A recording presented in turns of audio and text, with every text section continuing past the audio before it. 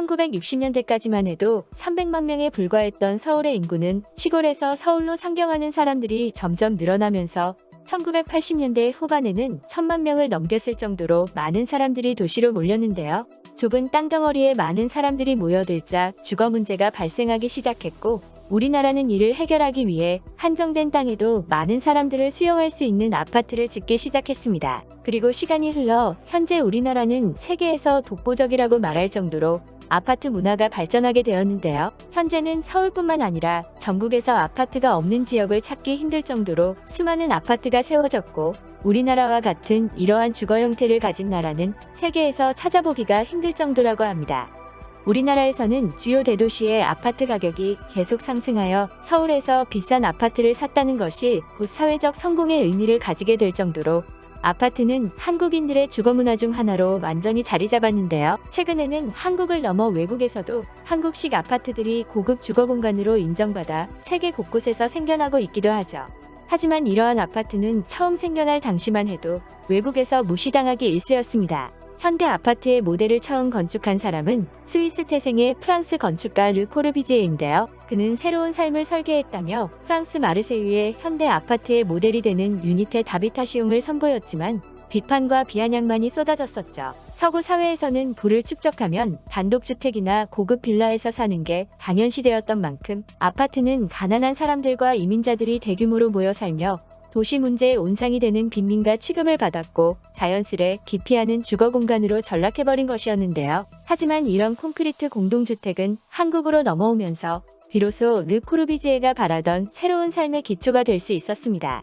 6.25 전쟁으로 폐허가 된 이후 개발도상국에서 선진국으로 지위가 상승한 대한민국에서는 아파트가 소득이나 지위에 상관없이 전체 인구의 절반 이상이 거주하는 거대한 주거 플랫폼으로 자리 잡은 것이죠. 다른 나라에서 찾아보기 힘든 한국에서만 나타나는 대규모 아파트 주거 문화에 외국인들의 관심도 커져만 갔는데요. 우리나라에는 한옥이라는 전통 주거 형식이 있었던 만큼 20여 년 전까지만 해도 아파트보다는 우리의 전통 건축을 살려야 한다는 의견이 많았고, 외국인들도 처음엔 한국의 거대한 아파트 단지들을 보고는 부정적인 평가를 내리곤 했죠. 대한민국은 아파트 공화국이다. 프랑스에서는 이미 실패한 주택구조인 아파트에 한국인들이 왜 이렇게 열광하는지 의아함을 가졌던 프랑스 지리학자 발레리 줄레조는 한국에 직접 방문하기에 이르렀는데요. 한국을 방문한 그는 거대한 아파트 단지들의 충격을 받고는 고국으로 돌아가 도시계획을 연구하는 동료에게 서울의 지도를 보여주었다고 합니다. 하지만 그의 동료는 한강변을 따라 세워진 아파트를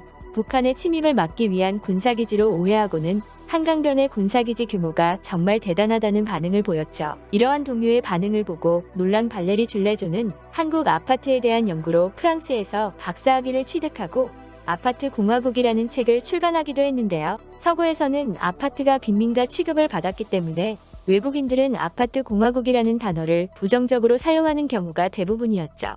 하지만 한국이 발전함에 따라 한국의 아파트를 고급 주거 공간으로 인식하게 되었고, 현재는 구글이나 애플 등 미국 주요 IT 기업이 위치해 있는 미국 실리콘밸리를 비롯해 동남아, 중동 등 세계 곳곳에 한국식 아파트가 들어서고 있는데요.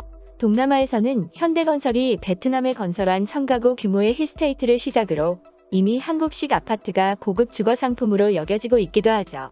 국내에서도 아파트의 장점으로 꼽는 보안이나 커뮤니티 시설 등의 편의 요소가 동남아 상류층에게도 큰 인기라는 반응인데요.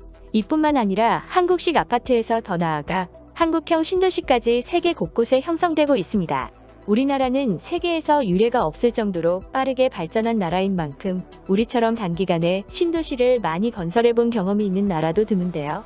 그런 만큼 여러 신도시 건설에서 축적한 경험과 첨단 아파트 시공 능력은 세계 최고 수준으로 여겨지고 있어 신도시 설계는 물론 인프라 조성, 시공, 관리 및 운영까지 전부 우리나라 기업이 나서 통째로 만든 대형 프로젝트인 경우도 많죠. 과거 한국을 방문하여 판교 신도시 건설 현장을 둘러봤었던 세네갈 대통령은 새롭게 생겨나는 신도시를 보고 놀라서 원더풀을 연발한 적도 있었는데요. 세네갈 역시도 급속한 도시화로 도시 인구가 팽창하면서 신도시 개발의 필요성을 느꼈던 만큼 세네갈 대통령에게는 한국의 기술력이 담겼던 판교가 꿈의 신도시로 느껴졌었다고 합니다.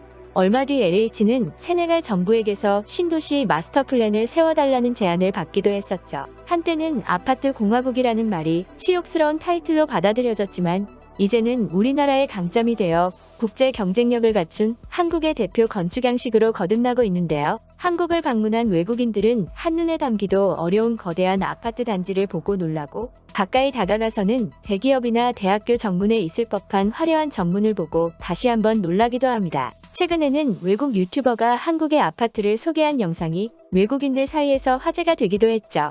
그러면 외국인들이 한국의 아파트를 접하고 가장 놀란다는 부분과 한국식 아파트 소개 영상에 대한 외국인들의 반응을 알아보겠습니다. 외국인들은 집으로 들어가기 전 현관문에 붙어있는 전자도어락을 보고도 놀랐다는 반응을 보이곤 하는데요. 외국에서는 도어락이 대중적으로 보급되지 않아 열쇠를 쓰는 것이 대부분인 만큼 집집마다 달려있는 도어락이 외국인들에게는 신기하게 느껴진다고 합니다. 심지어 지문인식을 넘어 홍채인식 기능까지 있는 도어락을 보고는 왜 가정집에 보안시설에나 있을 법한 첨단 기술이 달려있는지 놀란다고 하죠. 또 한국 아파트의 전자동 시스템에도 신기해하며 놀라기도 합니다. 한국은 일반 국민들의 삶에도 기술이 많이 녹아있는 만큼 벽에 붙어있는 스크린 하나로 문을 열거나 커튼을 여닫는 등 편리한 생활을 누리고 있죠.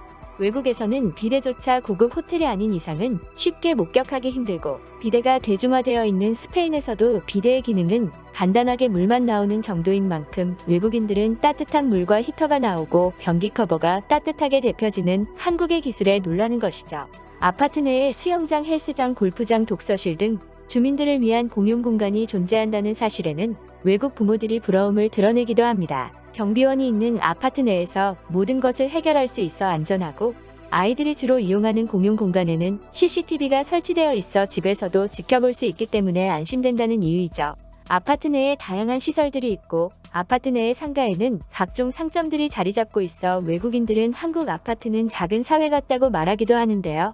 각종 기술들이 적용되어 고급스럽고 편리한 한국의 아파트는 어느새 하나의 문화 현상이 되어 해외에서도 인기를 얻어가고 있습니다. 한국에 거주하는 외국인들이 올리는 한국 아파트 영상도 외국에서 화제가 되곤 하는데요. 영상에 등장하는 아파트는 한국인이 볼 땐 별 특별할 것 없는 아파트지만, 영상을 본 많은 외국인들은 고급스럽고 미래지향적인 삶이라며 한번 살아보고 싶다는 반응을 보이고 있습니다. 한국의 주거 문화가 인기를 끌고 외국인들에게 고급 주거 공간으로 인식되어 한국 기업들이 세계 곳곳에 한국식 신도시를 개발하고 있다는 것이 너무 자랑스러운 것 같은데요. 그러면 오늘 이야기는 여기까지 하도록 하겠습니다. 시청해주셔서 감사합니다.